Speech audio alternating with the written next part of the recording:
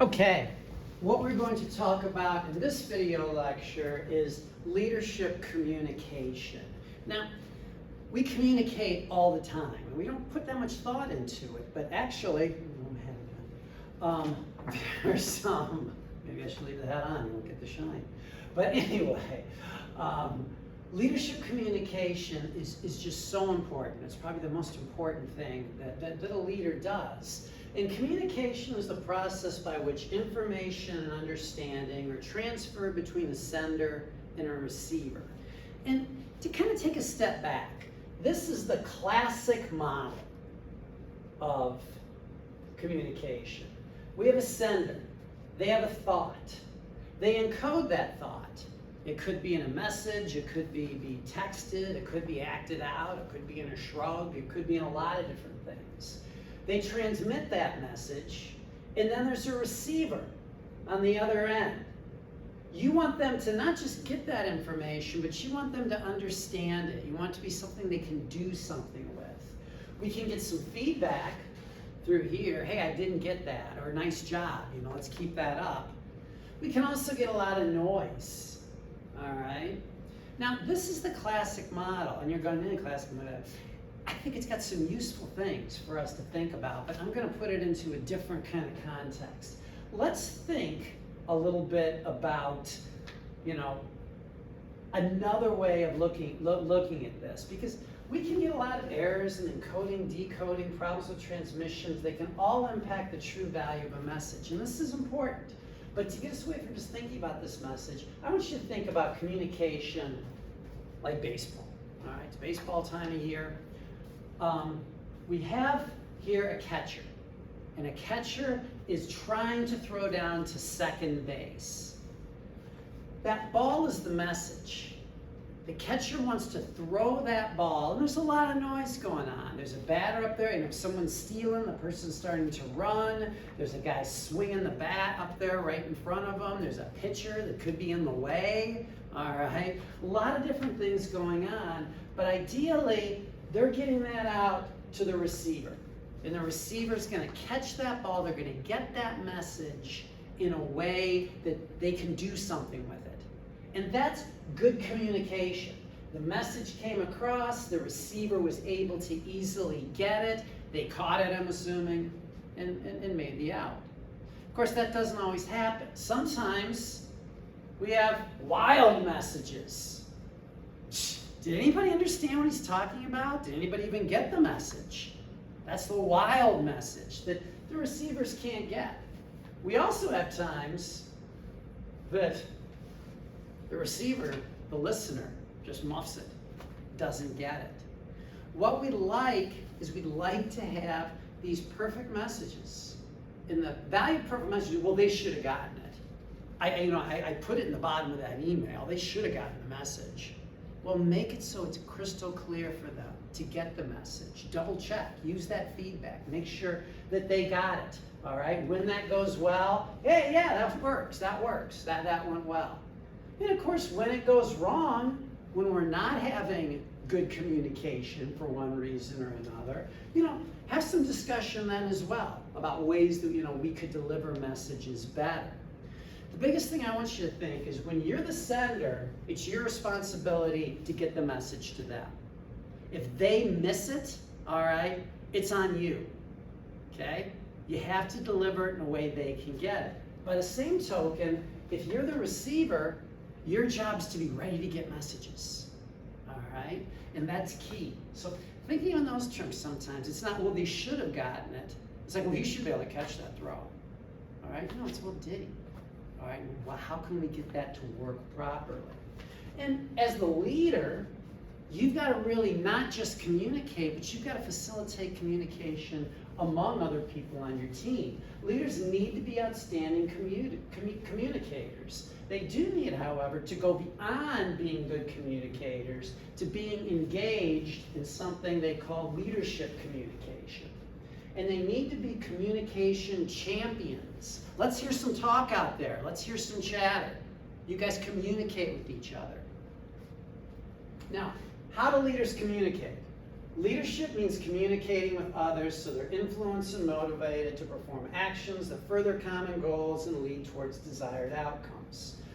A lot of different ways to communicate. Face-to-face, written messages, and sometimes for thank you notes and stuff like that, that can be an extra little, I cared, sometimes typed out emails, sometimes online, sometimes a lot of different ways. Leaders use all of the above. It's incredible, though, when they do studies, how much leadership communication is face-to-face, or at least in this day and age, maybe WebEx to WebEx, but ideally face-to-face, where they're pressing the flesh, where they're getting to talk to people. Now, we can talk about management communication versus leader communication, just like we talked about management versus leadership before. And both of these things are very important. But it's a way to think, a little bit differently about when you're really acting like a leader, how are you communicating, and very importantly, what are you communicating? Now, management communication, it's important.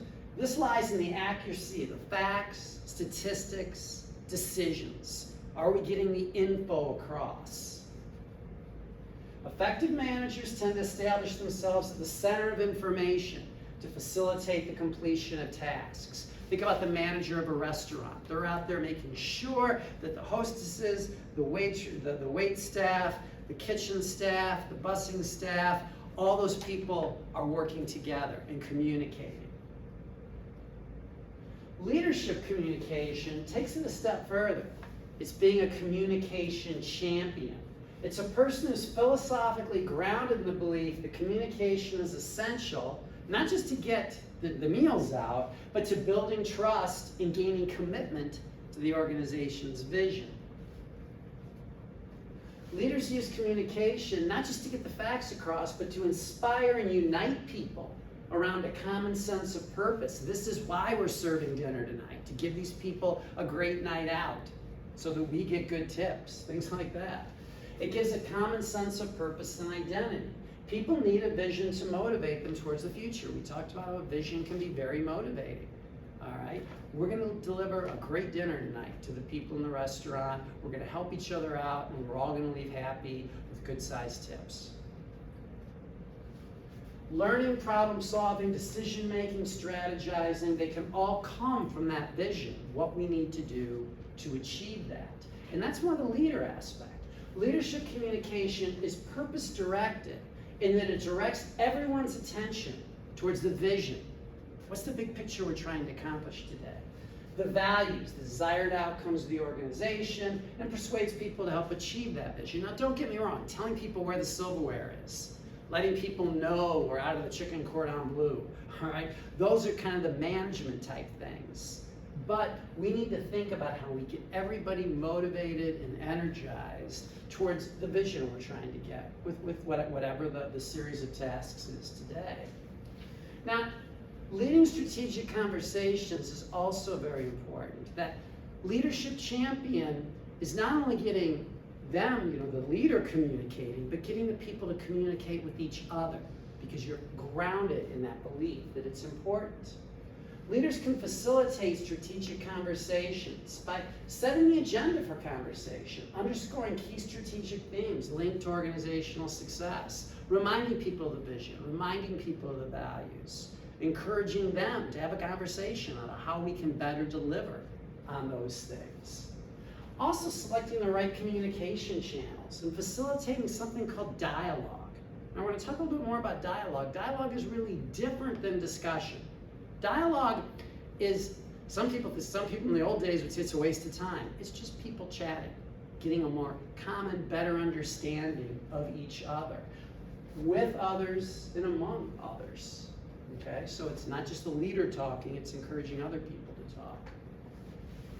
Also, really important to all of this is actively listening to others. And when you're listening, adopt the mindset of teach me, not, well, I'm listening to see where you're wrong, or I'm listening to think about where I'm going to jump in here. But say, teach me.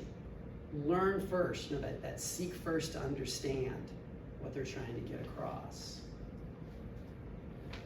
Now, some key components necessary for strategic conversations. One, creating an open communication climate. Encouraging people to come and talk to you. All right, a lot of people say I have an open door policy. Remember, those doors work both ways. You're welcome to come in and talk to me. I'm also going to get out there and talk to you. All right, so creating that open communication climate, encouraging people to talk with each other. Open communication and sharing information throughout the company, especially cross-functional and hierarchical levels. Encouraging people from other functional areas, like they talked about in the Leadership Challenge, from other functional areas to come in and talk at your meetings, getting outsiders to come in, encouraging that kind of communication. Open communication, and people know there's a lot of communication going on, that builds trust, which is an essential element in leader-follower relationships because it inspires collaboration and commitment to common goals. Again, another real important thing is listening. It's only by listening that leaders can identify strategic themes, understand how to influence others, and achieve desired outcomes. To be a good listener, your entire thoughts are focused not on the speaker, but on the speaker's message. Not sitting there going, well, this person's a jerk, I know that. No, saying, let's really listen. Teach me, teach me. Asking questions, showing interest. And sometimes not responding, all right? Or not responding right away. Just saying, well, thanks for the information. And then develop that. Show that you're listening and you're contemplating. Being a good listener expands the leaders in the eyes of others. So it's not a sign of weakness to listen to somebody and listen that through. Now again, I mentioned dialogue earlier. Dialogue, they say, is incredibly important. Dialogue occurs when active listening and attention to unspoken undercurrents spreads throughout the organization. Dialogue is active sharing and listening, which people explore common ground and grow to understand each other's worldview. Now, a lot of people confuse the dialogue with the discussion. The DAF textbook works to make those very distinct. All right, a dialogue is different than discussion. Discussion, you hear on cable TV, tonight we will be discussing. It's going to be talking heads arguing with each other. A discussion explores opposition by individuals who advocate their positions and work to convince others to adopt those positions.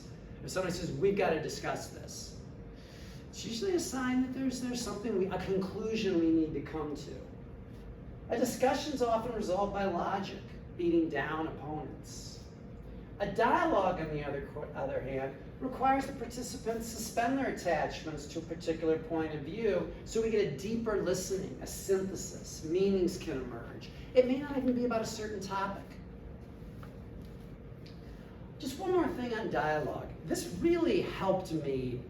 It took a long time to get there, but when I first came to Western 30 years ago, there was a professor in my area, an older guy, and I could just tell from the beginning he didn't like me. And a lot of people told me I shouldn't like him, and I listened to them, and I shouldn't have, all right? And we were kind of at odds for a long time, and it didn't go well, especially for me on a lot of things. Then one day, we were in the office together, and rather talking about the latest curriculum change or the latest promotion, I'd noticed that his son was a tennis player and was on the high school tennis team. I just said, hey, I see your son won his match this weekend, that's great. He lightened up. We began to just talk about tennis regularly, all right? That was just dialogue. It wasn't any goal. It wasn't like, well, I want to show him that tennis is this, or I want to do it. It was just getting to know each other, understanding each other. And we began to develop a much, much better relationship, which spilled over into our serious work topics as well. Now, communication channels are incredibly important. We need rich communication channels. Channel richness is the amount of information that could be transmitted during a communication episode. Face-to-face is really the richest form of communication. And unfortunately, we're moving so much away from that, where people are sending emails, texts, Snapchats, discussion boards, all these different things that you guys know better than I do. But it can cause an awful lot of challenges because these aren't necessarily very rich. We're not getting a lot of information across, and a lot of misunderstandings, a lot of noise, a lot of problems can occur, all right? Now, companies most successful using the web Also use other things to back that up and encourage frequent face-to-face communication. I've seen just recently in my business, email discussions on things that should not have been discussed on email. And it's so hard though, because we're all apart. And then says we need to decide this, and people start throwing out their ideas, and then somebody uses one word that somebody doesn't like, and the email changes to balls, into lots of all caps. Whereas if it would have been just in a meeting room, somebody would have said something, and the one person would have kind of gave a look like, what? And the other person would say, oh, that's not what I meant, and it would have been immediately corrected and moved forward. I mean, it could go into an argument, but not nearly as likely when you're using those richer channels of communication. Now, I wrote down here, and these are out of the DAP textbooks, some things about appropriate uses for email and electronic conversation. And unfortunately, again, we're getting so far away from that in many of our organizations. But there are things you can say face-to-face which will be forgotten. Emails are forever. If we're going to discuss, if we're going to debate, if we're going to give different sides of the situation, try to at least have the WebEx. Have that meeting. If it's just information you need, if it's just facts, that's great. But look through these, okay? And definitely, if an email war is starting to fall apart, or you're beginning to type in all caps, stop it. Give it a night to think it over at least. Don't even think it over, just sleep and get up the next morning and think about that. Sleep well, all right? That's important. And I think part of this quote, again, successful companies are trying to supplement human interaction with the web. It's also really important just legally, because sometimes if something is said in an email, that is discoverable. So if your company is ever up on some kind of price fixing or something like that, and you might have said something, I didn't mean that, but if a lawyer can pull out that email, that's a problem. Again, I like this quote, which I'm going to stop it at this point. Don't write anything you can phone. The phone is a lost art, all right? But Nixon taped people's phone conversations. Most people still find that rude. All right, sharing an email where somebody said something they didn't mean, I'll do that all day long. But have that phone conversation. Don't pick up the phone. It's still going to be richer. You can still get that immediate feedback than getting in a email back and forth. But this was Huey Long, the former governor of Arkansas. He said, don't write anything you can phone. Don't phone anything you can talk face-to-face. All right? I'm going to stop that right here. Okay? He went on to say, don't talk anything you can whisper. Don't whisper anything you can smile. Don't smile anything you can nod. Don't nod anything you can wink. And I think there he was talking about how to not be culpable for certain things. But I definitely stand by these first two. And, it's like, well, phone, that's weird. We just text, we use all these things. Be careful, especially if it's controversial, because messages can just get out of control. If you see one of those happening, that might be the time to actually pick up the phone or do a WebEx. But a lot of times people are more comfortable on the phone. At least that's a step closer towards a richer communication, because you can hear tone of voice. You can get that immediate correction of different problems. Okay? Stop recording. Talk to you later.